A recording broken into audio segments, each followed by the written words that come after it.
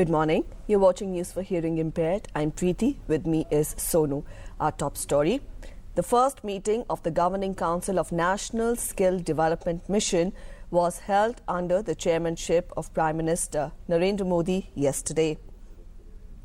In his remarks at the meeting, Prime Minister stressed on the need for proper skill mapping and identification of the future requirements for skills so that school children and parents are well aware of the emerging trends in the job market. Skill training will be scaled up to cover at least 1.5 crore people during 2016-17. Among several key issues discussed in the meeting, it was decided that the Central Board for Skills Certification will be set up by September 2016 to infuse quality into India's skill development ecosystem. 500 Pradhan Mantri Kaushal Kendras, which will provide skill training free of cost, will be opened this year to impart training to the youth. 50 overseas employment skill training centers to be opened this year in migratory pockets of the country. In Uttar Pradesh, a superintendent of police, a station officer, and 22 protesters and over 40 people were injured in clashes during a drive to evict illegal occupants of a land in Mathura district. The eviction drive was undertaken on the directions of the Allahabad High Court. Uttar Pradesh Chief Minister has ordered a probe into the incident and has instructed Secretary Home, Police and DGP to personally inspect the situation in Mathura at the earliest and take stock of the situation.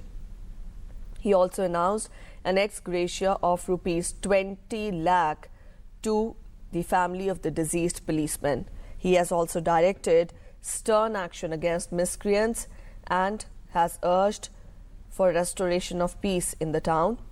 Over 2 years ago, activists had occupied hundreds of acres of land of Jawahar Bagh on the pretext of dharna. The High Court had, acting on a PIL, recently directed the authorities to vacate the land.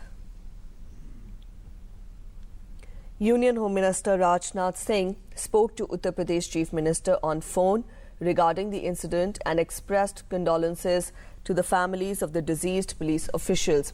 In a tweet, the Home Minister said that he has reviewed the situation in Mathura and assured the Chief Minister of all possible help from the centre.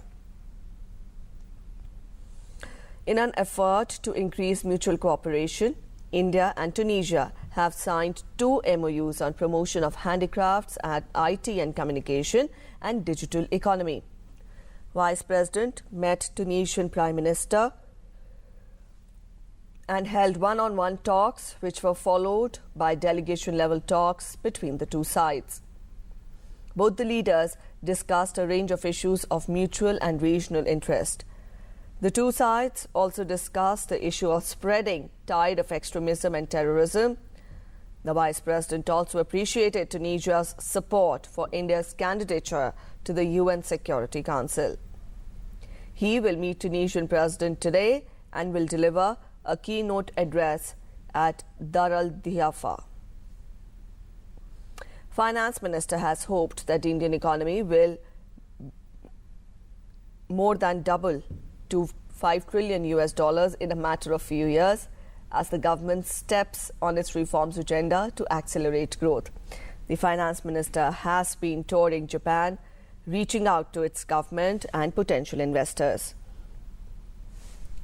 He said that from 1991 to 2004, the reform process was fast-paced, but it slowed down a little after that and has again picked up in the recent times. With economic growth rate at 7.9% in the last quarter of the previous financial year, Jaitley has been driving home the message that his government will do everything to ensure that India's growth momentum is maintained on the back of continuing economic reforms.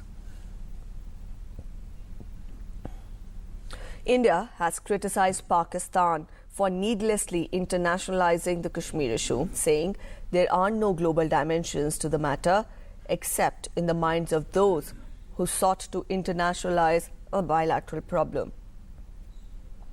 External Affairs Ministry said Pakistan needs to end its illegal occupation of parts of Jammu and Kashmir and stop interfering in India's internal matters. He added that it was not the main cause of tension between the two countries and that externally sponsored terrorism was the central issue. Replying to a question on China-Pakistan Economic Corridor, MEA spokesperson said India has asked both the countries to cease the activities there. That's it in this edition of the News This Hour. Thanks for watching. Namaskar.